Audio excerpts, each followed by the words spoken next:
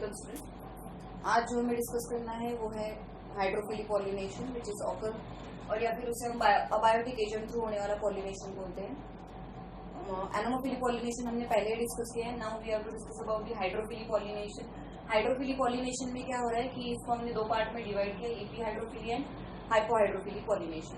अब water through pollination हो रहा है, मतलब अबायोटिक एजेंट है, इसका मतलब there is no requirement of attracting a pollinating agent. किसी भी पॉलिनेटिंग एजेंट को हमें अट्रैक्ट नहीं करना।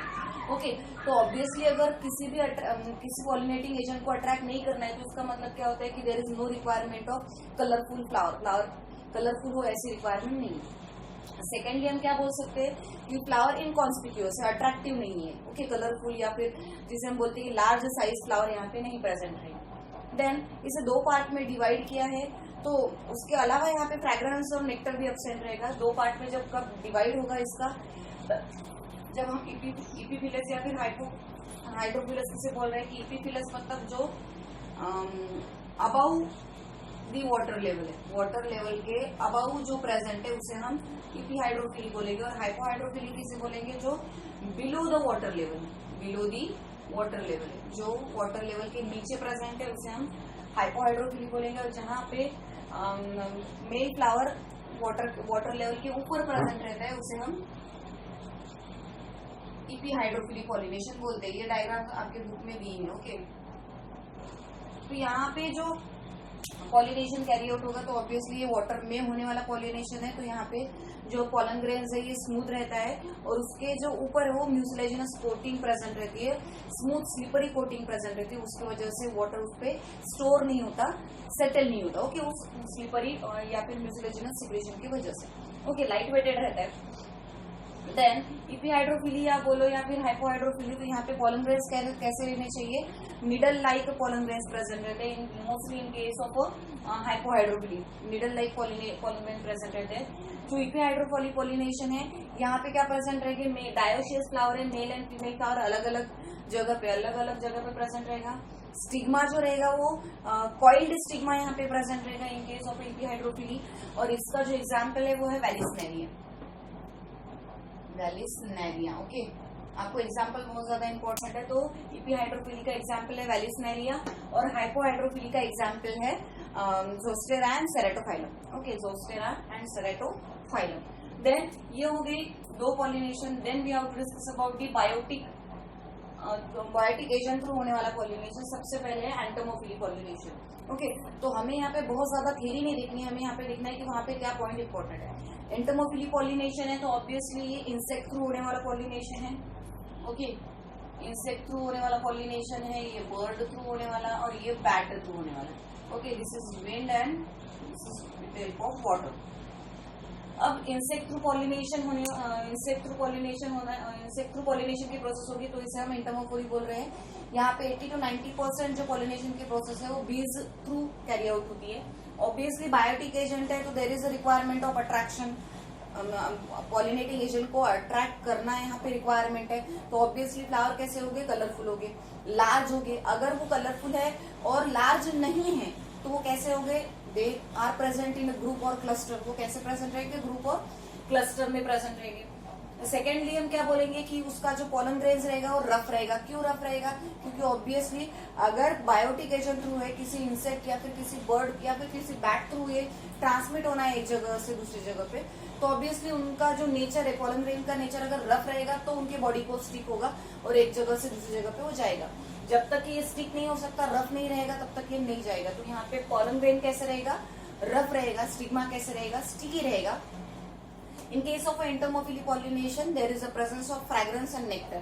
Fragrance भी present रहता है for the attraction of nectar भी present रहता है। Okay. Along with that, यहाँ पे example आपको दिए है कि पैशन फ्लावर का एग्जाम्पल दिया है, कोरोना ऑफ पैशन फ्लावर। उसके बाद में पेटालॉइड्स ऑफ बोगनवेलिया। उसके बाद में रोज एग्जाम्पल आपको दिया है। रोज के अलावा साल्विया का एग्जाम्पल आप लोगों को दिया है। तो these are the very much important example we have to fix in your mind, कि आपको ध्यान में रखना है कि एंटोमोफिली के एग्जाम्पल्स कौन थे। ओके, वो ज्यादा इम्पोर्टेंट है। उसके अलावा साल्विया फ्लावर में आपको लीवर मैकेनिज्म देखने को मिलेगी। लीवर मैकेनिज्म किसे बोल रहे हैं, ये भी बहुत इंपॉर्टेंट कि साल्विया फ्लावर में कौन सी मैकेनिज्म प्रेजेंट रहती है, लीवर मैकेनिज्म प्रेजेंट रहती है। लीवर मैकेनिज्म किसे बोल रहे हैं, जहां पे स्टेराइल और फर्टाइल फ्लावर, स्टेराइल और फर्टाइल स्टैमेन्स प्रेजेंट रहते हैं इनसाइड द फ्लावर। जहां पे इंसेक्ट आएगा, इंसेक्ट जाके सेटल डाउन होगा कहाँ पे,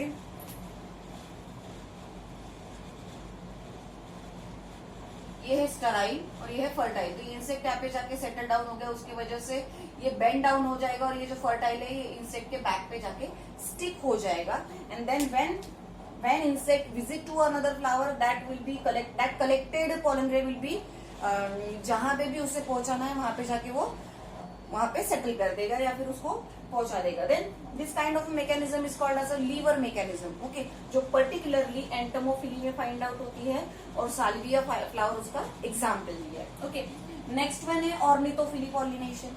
ऑर्निथोफिली पॉलिनेशन किसे बोल रहे हैं हम, कि pollination occur with the help of bird, bird के थ्रू या फिर बर्ड की हेल्प से जो पॉलिनेशन कैरी आउट होता है उसे हम ऑर्निथोफिली पॉलिनेशन बोल रहे हैं। तो ऑब्वियसली ये भी बायोटिक एजेंट थ्रू होने वाला है। तो यहाँ पे फ्लावर कैसे होंगे, लार्ज होगे, देन कलरफुल होगे। उसके बाद में यहाँ पे फ्रैग्रेंस अब्सेंट रहेगा लेकिन नेक्टर प्रेजेंट रहेगा। फ्रैग्रेंस क्यों अब्सेंट रहेगा, because birds having a poor sense of smell. Bird में स्मेल को सेंस करने की कैपेसिटी नहीं रहती, उसको बर्ड्स को स्मेल नहीं आती। ओके, तो पुअर सेंस ऑफ स्मेल रहता है, तो वहां पे there is no requirement of fragrance, क्योंकि वो अट्रैक्ट ही नहीं कर पाता तो वहां पे रिक्वायरमेंट नहीं। तो ऐसे ही फ्लावर में जहां पे बर्ड थ्रू पॉलिनेशन हो रहा है तो वहां पे फ्रैग्रेंस अब्सेंट रहेगा।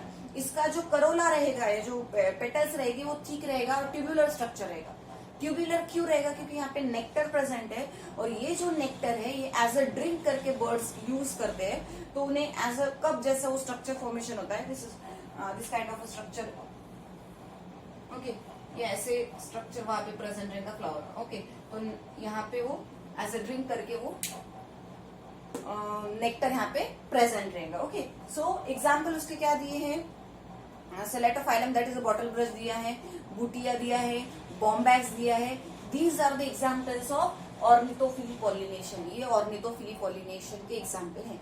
यहाँ पे भी पॉलन ग्रेन रफ रहेगा और स्टिग्मा स्टिकी रहेगा। ओके, देन चिरोप्टेरोफिली पॉलिनेशन के बारे में बात कर रहे हैं। चिरोप्टेरोफिली पॉलिनेशन किसे बोल रहे हैं, जो pollination bat through carry out होता है उस पॉलिनेशन को हम चिरोप्टेरोफिली पॉलिनेशन ऐसे बोल रहे हैं। ओके, देन ये जो पॉलिनेशन कैरी आउट हो रहा है, इस पॉलिनेशन में क्या प्रोसेस होगी कि जो भी जहां पे भी बैट को सेटल होना है तो ऑब्वियसली बैट की जो साइज रहती है वो लार्जर रहती है। तो यहाँ पे फ्लावर्स भी कैसे होंगे, लार्ज होंगे और स्टाउट होंगे। स्टाउट मतलब enough space to settle a bat. एक बैट को जितनी इनफ स्पेस रिक्वायर्ड रहती है सेटल होने के लिए उतना उसका फ्लावर का साइज होगा।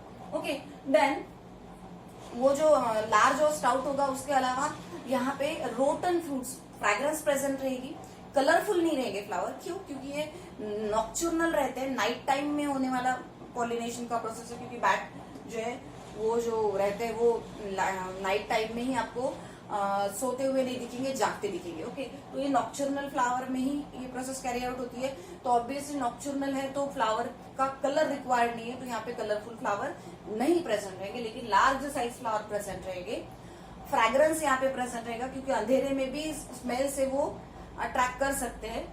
जो फ्रैग्रेंस रहती है वो कैसे रहती है, it is like a rotten fruits. Rotten fruits मतलब पके हुए फ्रूट्स की जो स्मेल रहती है वैसी स्मेल इन फ्लावर्स में पाई जाती है। ओके, देन एग्जाम्पल क्या है इसका, एडल्सोनिया है, कड़म है, उसके अलावा so many examples are given there, जो आपको ध्यान में रखना है कि एग्जाम्पल क्या है। ओके, चिरोप्टेरोफिली की एग्जाम्पल आपको ध्यान में रखना है। ओके, देन बाउया भी इसका एग्जाम्पल लिया है। ये हो गए बायोटिक और अबायोटिक एजेंट थ्रू होने वाले पॉलिनेशन। आपके इसको मेन कैरेक्टर ध्यान में रखना है कि कहाँ पे कौन सा पॉलन ग्रेन कैसे होना चाहिए, स्टिग्मा कैसे होना चाहिए, कलर्स कैसे होने चाहिए, फ्लावर्स कैसा होना चाहिए, साइज कैसे होना चाहिए, नेक्टर प्रेजेंट होना चाहिए या नहीं चाहिए, ये सारी चीजें यहाँ पे इम्पोर्टेंट है। इसके अलावा आपको जो biotic agent through pollinating agent through होने वाला पॉलिनेशन में एक एग्जाम्पल है, वो है एमॉर्फोफिलस फ्लावर। एमॉर्फोफिलस फ्लावर क्या है, it is the largest flower It is the largest flower that having a 6 feet height.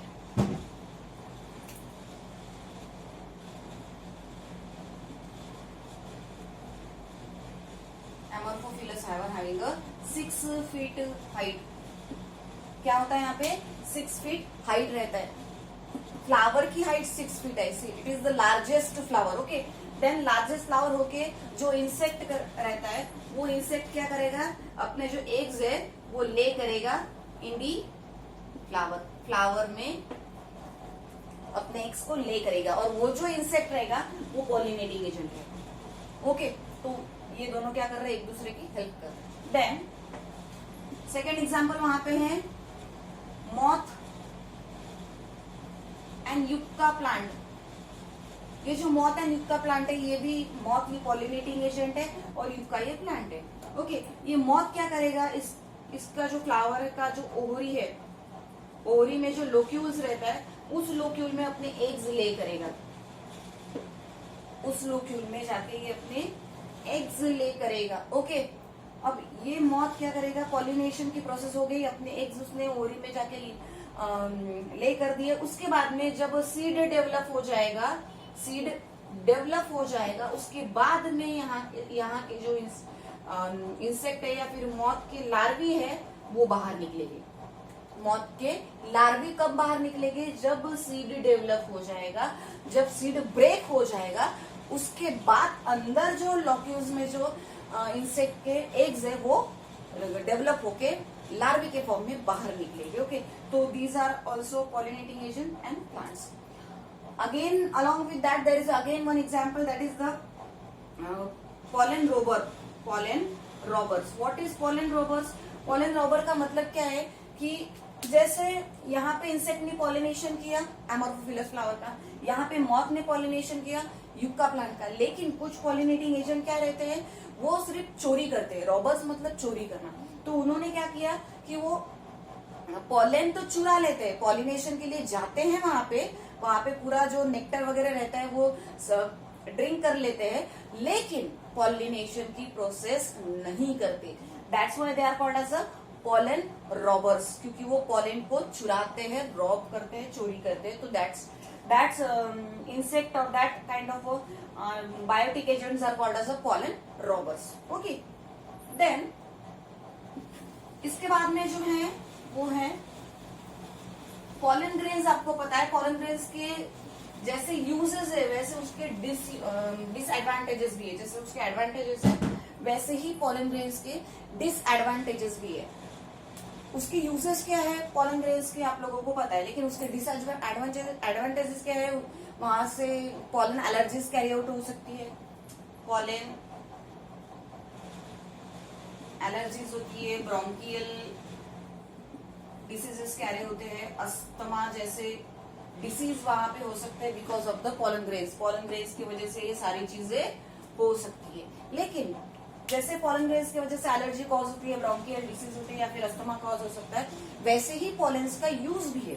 Pollen as a nutritive supplement करके प्रोवाइड किया जाता है. पॉलेन्स की टैबलेट्स बनती है, पॉलेन्स के सिरप बनते हैं, वेस्टर्न कंट्रीज में यूज किया जाता है.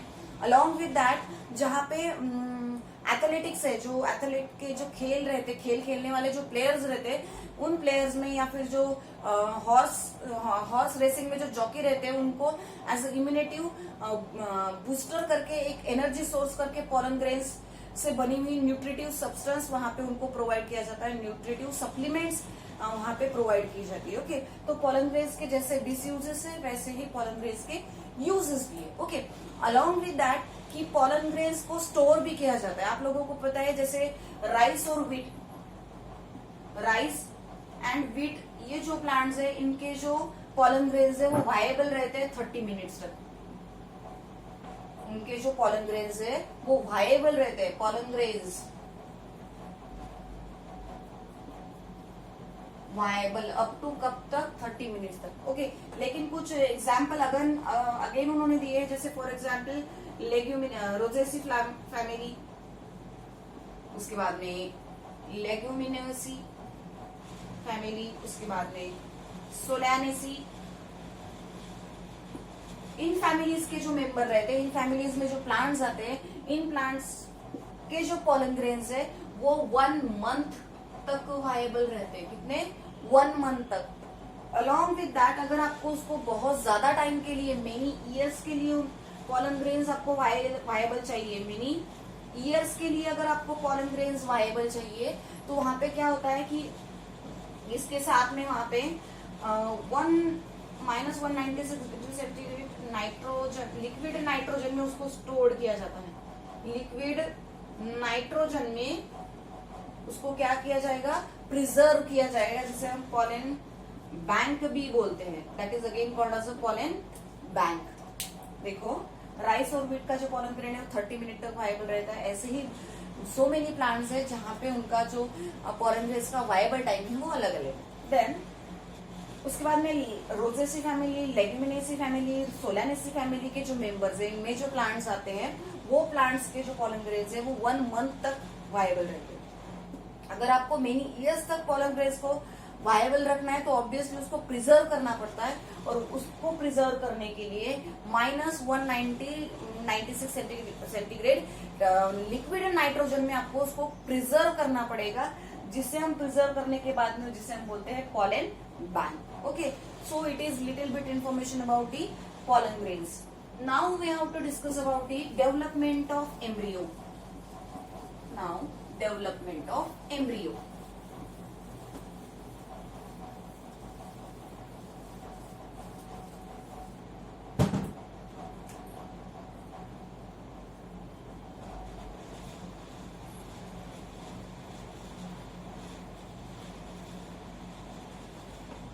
बाद में हमको देखना है डेवलपमेंट ऑफ एम्ब्रियो।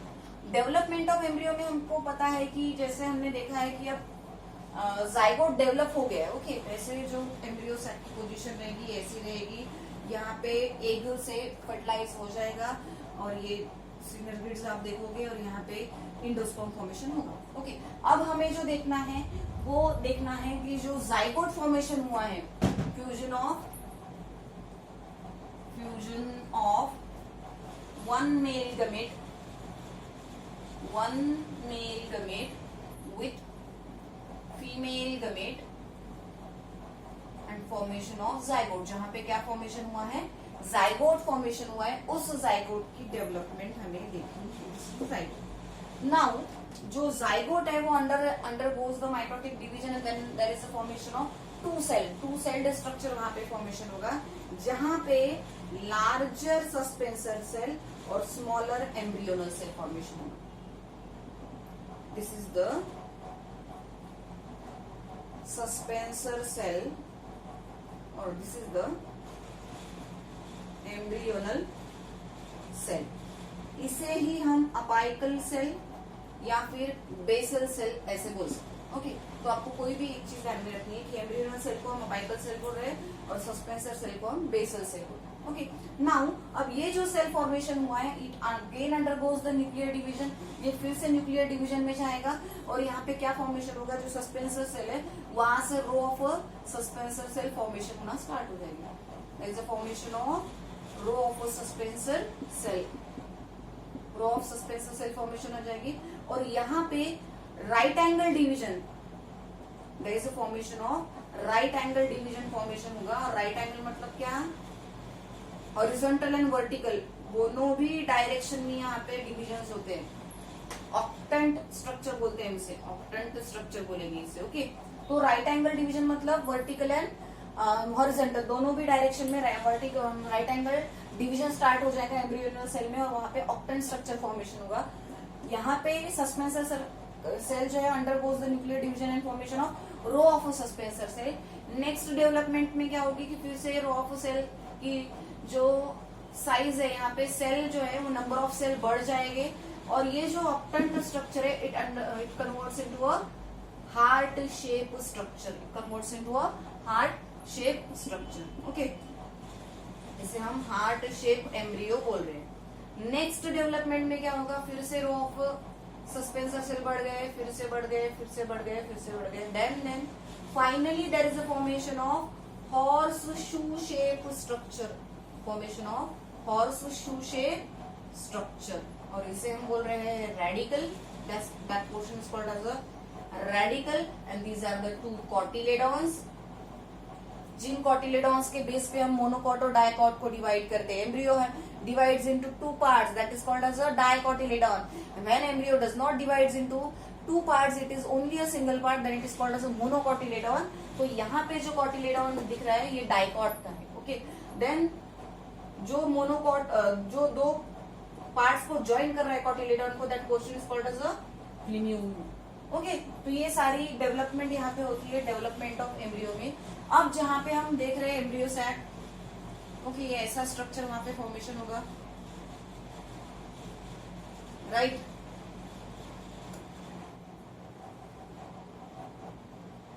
अब ये हो गया, ये सस्पेंसर सेल उल्टा कर दो, क्योंकि जो ये सेल है ये ऐसे जाएगा, मतलब अपाइकल सेल, ये सस्पेंसर सेल यहाँ पे रहेगा, क्योंकि तो जाइगोट तो यहाँ पे डेवलप हुआ था. देन ऐसे ये row of cell, these are the row of cell.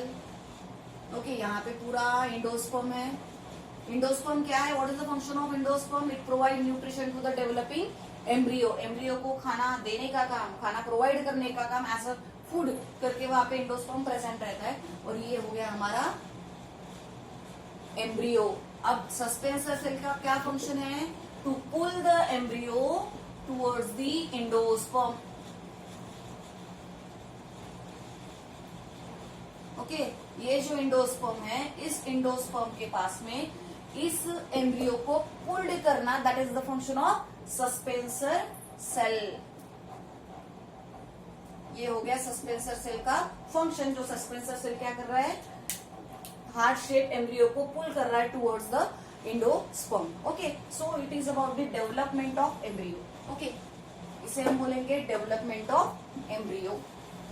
Now यहाँ पे कुछ टर्मिनोलॉजीज दी है, आप लोगों को पता होना चाहिए कि पार्थेनोकार्पी आपको स्टडी में है. देन अपोमिक्सिस है, जो हमने पहले ही डिस्कस कर चुके हैं. अपोमिक्सिस में आपने एस्टरेसी फैमिली का एग्जाम्पल लिया है. ओके, देन पार्थेनोकार्पी एग्जाम्पल आपको पता है, बनाना. ओके, उसके बाद में आप ले सकते हो टोमेटो, उसके बाद में आप ले सकते हो ग्रेप्स. देन उसके बाद में जो टर्मिनोलॉजी दी है वो अपोमिक्सिस या फिर उसे apomictic, that plant is called as apomictic. उसके बाद में है पॉलीएम्ब्रियोनी. इसका एग्जाम्पल आपको दिया है सिट्रस. एग्जाम्पल है citrus. Okay, so firstly what is parthenocarpy? क्या डेफिनेशन है पार्थेनोकार्पी की? Formation of fruit without fertilization, without fertilization, या फिर हम उसे सीडलेस फ्रूट भी बोलते हैं, या फिर जहां क्या बोल रहे हैं हम, सीडलेस फ्रूट भी बोलते हैं. तो formation of fruit without fertilization, fertilization ना होते हुए क्या होना? फ्रूट फॉर्मेशन होना, जिसे हम क्या बोल रहे हैं? पार्थेनोकार्पी बोल रहे हैं, या फिर इसे हम सीडलेस फ्रूट भी बोलते हैं. जिस फ्रूट में सीड फॉर्मेशन की, क्योंकि seed is the product of fertilization. Seed ये किसका प्रोडक्ट है? फर्टिलाइजेशन का प्रोडक्ट है. ओके, तो जहां पे सीडलेस फ्रूट फॉर्मेशन आपको मिलेगा, जहां पे फ्रूट्स में सीड नहीं अवेलेबल होंगे, तो वो हो गया पार्थेनोकार्पी से. मतलब formation of fruit without fertilization, जहां पे मेनी ग्रोथ हार्मोन्स का यूज किया जाता है ऐसे फ्रूट फॉर्मेशन के लिए. देन अपोमिक्सिस आप लोगों को पता है किसे हम अपोमिक्सिस किसे बोला है हमने? कि it is a uniparental process.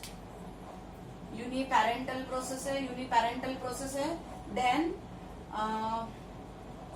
Uniparental process होते हुए अवे फ्रॉम ईच अदर है, एक दूसरे से अवे है, मतलब पास फ्यूजन की रिक्वायरमेंट नहीं. There is no requirement of fusion. Single parent process है, यूनिपैरेंटल है.